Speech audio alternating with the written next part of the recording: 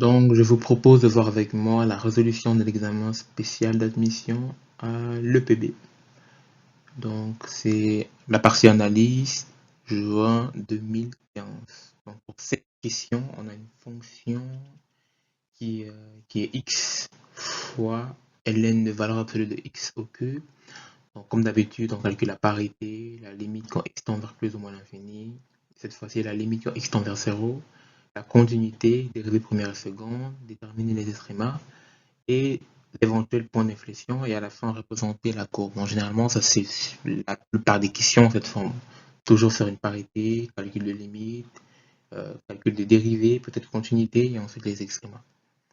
Donc, je vais vous proposer de commencer par le calcul de la parité. Donc, comme dans mes vidéos précédentes, si vous n'avez pas déjà regardé mes vidéos, je vous conseille de regarder la vidéo dans ma descriptif ou peut-être dans le lien qui va apparaître dans la vidéo.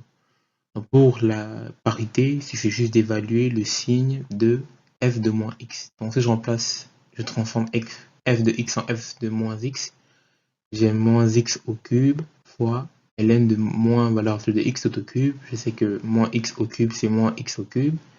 Valeur absolue de moins x, le moins disparaît. Et j'ai tout simplement moins f de x. Donc f de x est impair. Ça, c'est assez facile à faire. Ensuite, calcule la limite à plus ou moins l'infini. Ça, c'est pas compliqué. Calcule quand x tend vers l'infini, j'ai l'infini fois ln de l'infini. X au cube est une fonction qui est monotone croissante. Ln de l'infini aussi croissante. Non, ça tend globalement vers l'infini.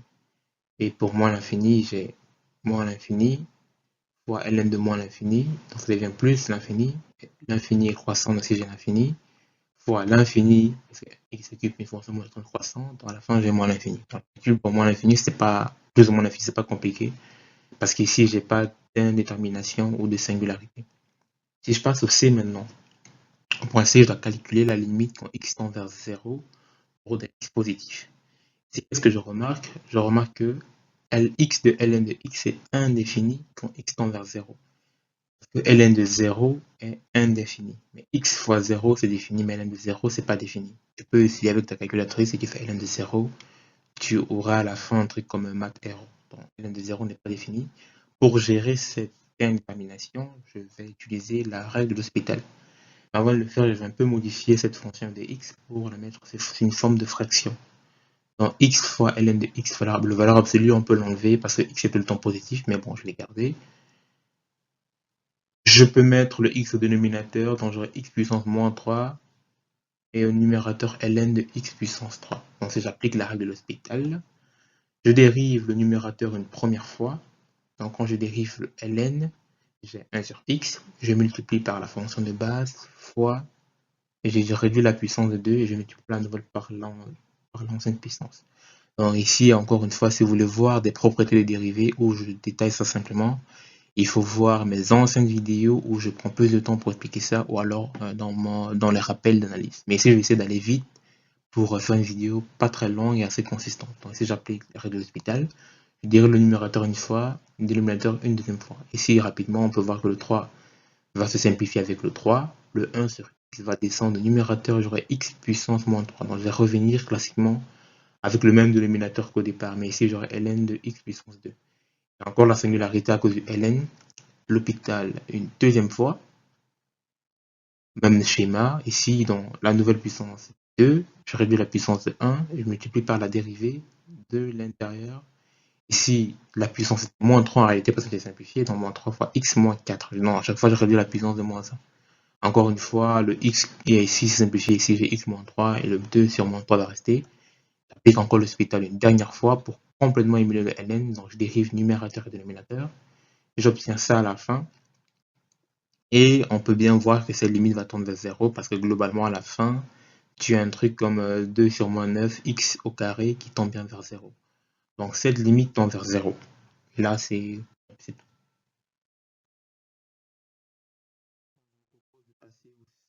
La question D. Maintenant, je vous propose de passer à la question D. Pour la question D, oui, on devait déterminer si f de x était continu en 0. Donc, je fais un rappel sur les continuités. Donc, c'est qu'une fonction f de x est continue en A c'est la limite de f de x quand f de x tend vers a est égal à f de a. Donc, normalement ici, je dois tester pour x tendant vers a dans le domaine vers la gauche et vers la droite. Donc ici, je vais faire que vers la droite. Donc, normalement, on doit tester vers la droite et vers la gauche, donc dans les deux sens. Donc, je sais que du point C, donc ce qu'on vient de faire précédemment, que la limite quand f de x tend vers 0 en venant de la droite, cette limite est égale à 0. Et par définition de f de x, dans la définition du tout début, la définition de la fonction f de x, c'est qu'elle est nulle au point 0. Donc elle est nulle en 0. Ça veut dire que f de x, dans ce cas, est continu en 0 parce que sa limite, quand x tend vers 0, est égale à 0. Et la définition propre de f de 0 est égale à 0. Donc on a ce membre qui est égal à ce membre. Voilà.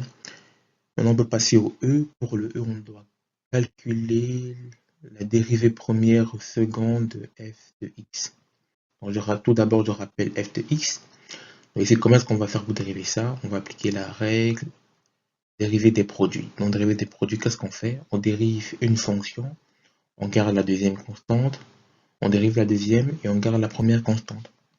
Donc, ici, qu'est-ce que je fais? Je dérive x au cube, j'ai 3x au carré, je garde ln, valeur absolue de x au cube, plus je garde maintenant mon x au cube constant. Et si la dérivée de ln, valeur absolue de x, puissance 3 est assez spéciale. Donc, quand on dérive une valeur absolue, donc dérivée de valeur absolue de x, on obtient 1 fois le signe de x. Pourquoi? Dans mes précédentes vidéos, je les ai rappelés, mais je rappelle encore rapidement. La fonction valeur absolue de x ressemble à quelque chose comme ça.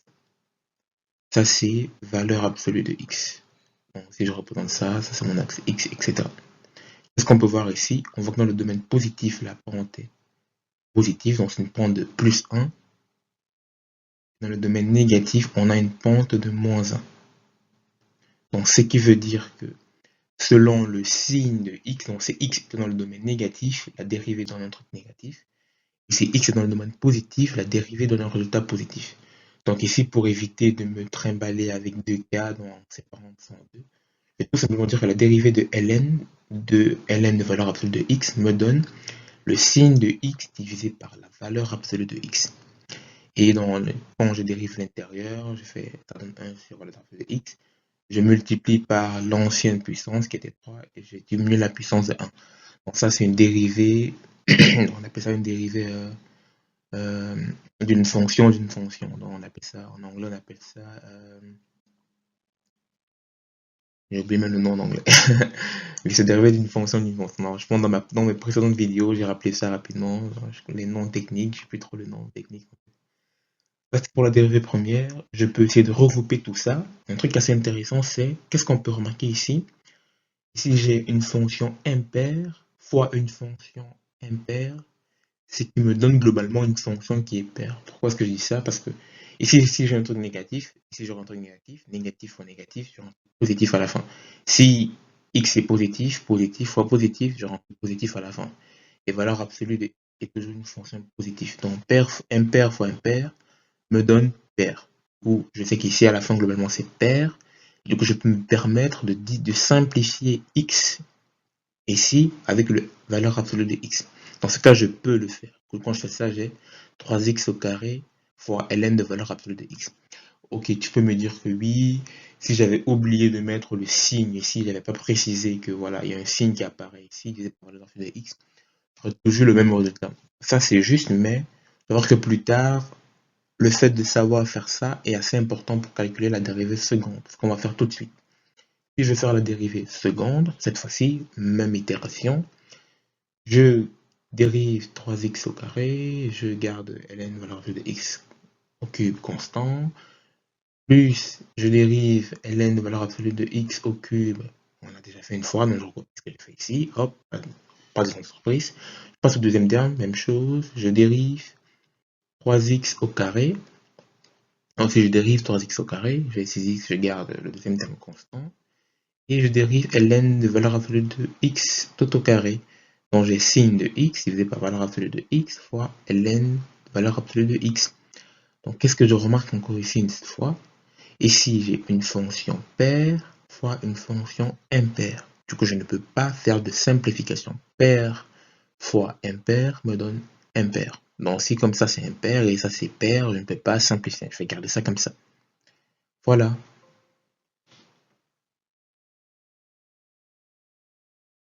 Petite remarque, on aurait pu simplifier le x au carré avec le valeur absolue de x parce que les deux fonctions sont paires. En procédant avec le calcul des extrémums. Donc pour les extrémums, je sais qu'un extrémum, c'est un point tel que la dérivée première s'annule. Je rappelle l'expression de la dérivée première calculée au point E. Si je vois que je peux factoriser 3x au carré et ln de valeur absolue de x au carré. Donc si je factorise ça, hop, je factorise, j'ai trois produits. J'ai 3x au carré, ce produit, j'applique la règle des produits nuls. Premier produit me dit que x doit être égal à 0. Deuxième, x doit être égal à plus ou moins 1. Et troisième, c'est compliqué, tu isoles le x, donc tu mets 1 plus, ln de valeur absolue de x est égal à, désolé, est égal à 0. Donc x doit être égal à plus ou moins exponentielle de puissance moins 1. Pas compliqué. Donc ici, pour déterminer, donc je vois déjà, je précise, 0 et plus ou moins 1, c'était des racines qu'on aurait dû en fait calculer depuis le début. Mais comme il n'y avait pas de questions pour ça, je ne l'ai pas fait. Mais si je vous rappelle que c'est toujours important de déterminer vos racines, même s'ils ne sont pas demandés. Donc, pour déterminer la nature de mes points, si c'est des extrémums ou si c'est des maximums ou des minima, je dois évaluer le signe de la dérivée première. Donc si j'évalue le signe de la dérivée première, je commence avec je rappelle signe de la dérivée seconde. Je rappelle la dérivée seconde ici. Donc on avait déjà vu que si la dérivée seconde est positive, cela correspond à un minima. Si la dérivée seconde est négative, cela correspond à un maxima. Si la dérivée seconde est nulle, cela correspond à un plan d'inflexion. Donc j'évalue la dérivée seconde pour moins expo de moins 1. C'est assez rapide et pas calculatoire. Je vois qu'ici, j'ai un terme négatif parce que c'est impair et j'ai un terme dont on sait que ln de expo de moins 1, le moins 1 devient une puissance, ln de d'exponentielle c'est 1. Donc globalement j'ai un truc négatif ou un truc négatif, ce terme est négatif. Je m'en fous de la valeur numérique parce qu'on n'a pas de calculatrice pour l'examen d'entrée. On doit juste faire tout de façon analytique et quantitative. On ne calcule pas vraiment des valeurs ici. Donc ici, qu'est-ce que j'ai? Positif, négatif et positif. Donc un terme qui est négatif. Donc positif aussi. Donc à la fin, c'est négatif. Négatif fois positif, ça fait négatif. Positif fois négatif. Donc ici, j'ai positif, positif. Ici, j'ai négatif. Et globalement, si j'aurai négatif, dans la fin, dans ce terme ici, ça va se compenser. Ça fait un des termes. À la fin, globalement, j'ai quelque chose qui est négatif. Donc, f' de moins expo puissance moins 1 est négatif. Donc, la valeur maximale, donc x est égal à moins expo de moins 1 est une valeur maximale. Si je fais avec plus expo de moins 1, j'aurai un truc qui est positif. Donc, j'ai positif, positif, donc je crois que des positifs à la fin. Non, à la fin, c'est positif. Il n'y a rien qui va s'annuler. À la fin, je sais que j'ai un truc qui est positif. En fait, la dérivée seconde est positive. J'ai ce point correspond à un minima. Donc, je sais maintenant avec 0, non, avec plus ou moins 1 plutôt. Si je prends 1, donc je sais que ln de 1, ça fait 0, 0, 0, 0, 0. Dans ln de 1, ça fait 0. Tout le temps, j'ai 0. Ça veut dire que c'est un point d'inflexion et en même temps une racine aussi. Pour ça, c'était intéressant de d'abord calculer la racine parce qu'on sait que c'est une racine et c'est un point d'inflexion. Ça peut arriver. Généralement, pour la fonction, même dès le départ, tu dois déjà savoir que la fonction x au cube admet son point d'inflexion en 0. Et du coup, le ln en fait va juste modifier la nature, mais ça ne va pas réellement changer le 0 qui était propre au x au cube. Puisque c'est juste un produit en fait, c'est pas une addition. Sauf avec 0, donc tous les termes qui contiennent des x, ça tombe à 0. Du coup, point d'inflexion, c'est. Du coup, 0 est un point d'inflexion et aussi une racine. Et au J, on nous demande de recalculer le point d'inflexion. Donc pour faire ça proprement, je vais dire qu'un point d'inflexion, c'est un point tel que la dérivée seconde s'annule. Ici, j'ai juste constaté que ça s'annulait pour 0 et plus ou moins 1. Mais pour être sûr que je n'ai rien raté ou que je n'ai rien oublié, je vais proprement recalculer tous les points. Donc ça, c'est ma dérivée seconde. J'ai fait une belle factorisation. J'ai factorisé 3x. Et quand je factorise 3x, qu'est-ce qui me reste? Je factorise 3x et ln de x. Donc ici, il me reste tout simplement 2 ln de x. Ici, je retrouve 3 fois x fois ln de x, la puissance des minutes 1. Ici, il me reste 2 fois ln de x. Et ici, il me reste juste 2x sur valeur absolue de x. Et si j'ai une grosse fonction avec plusieurs produits, et si tu prends ça posément, tu vas remarquer que les zéros de cette équation, c'est 0, qui est en fait une racine de point d'inflation, on a déjà dit ça une fois ici. En fait, non, je détermine les zéros, donc je sais que c'est un 0. C'est égal à plus ou moins 1 point d'inflation, et ici, on retrouve encore plus ou moins 1. Je sais qu'ici, j'ai 3 points d'inflexion qui correspondent à des zéros, et j'ai 2 extrémas. Et normalement, c'est pour l'analyse. Après ça, je peux passer au F. Donc voilà, nous y sommes. Il est l'heure de boucler la boucle en représentant la fonction. Je vais le faire tout d'un coup. Donc ici, je l'ai fait avec le GeoGebra, mais tu peux le vérifier facilement à la maison. Donc on avait dit une racine en 0, on le voit clairement, et point d'inflexion en 0. Donc ça, on peut voir ça l'allure d'un point d'inflexion. On avait dit maximum en plus exponentielle de moins 1. Donc, normalement, vous avez l'approximation au tout début de l'énoncé. En fait, c'était même une piste pour savoir qu'au bout d'un moment, je devais utiliser l'exponentielle de moins 1. On remarque ça ici. Plus l'exponentielle de moins 1, c'est 0,37 qui est pratiquement là. Donc, ouais, maxima et moins 0,37 minima. Ah non, c'est le plus 0,37 maxima et moins 0,37 minima. Plus ou moins 1, plus 1 racine et point d'inflexion, moins 1 racine et point d'inflexion. Fonction impaire, donc on a une réflexion miroir, donc un peu comme un miroir, tu prends ta fonction et tu la projettes dans le domaine négatif en x. Ça, c'est quand la fonction est paire, donc positif, négatif, positif, négatif. X positif, c'est positif, x négatif, c'est négatif. C'est ça que ça veut dire être impair en fait. Être impair veut dire quand tu prends des valeurs positives, tu as positif. Quand tu prends des valeurs négatives, tu as un truc qui est négatif. C'est ça être impair. Et pair, tu es tout le temps. Si c'était pair, ça serait plutôt un truc qui revient dans ce sens. Mais bon.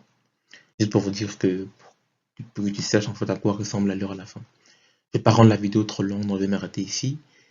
Si tu as des remarques, n'hésite pas, si j'ai fait des fautes et tout, s'il y a des calculs qui sont pas clairs, n'hésite pas de mettre en commentaire.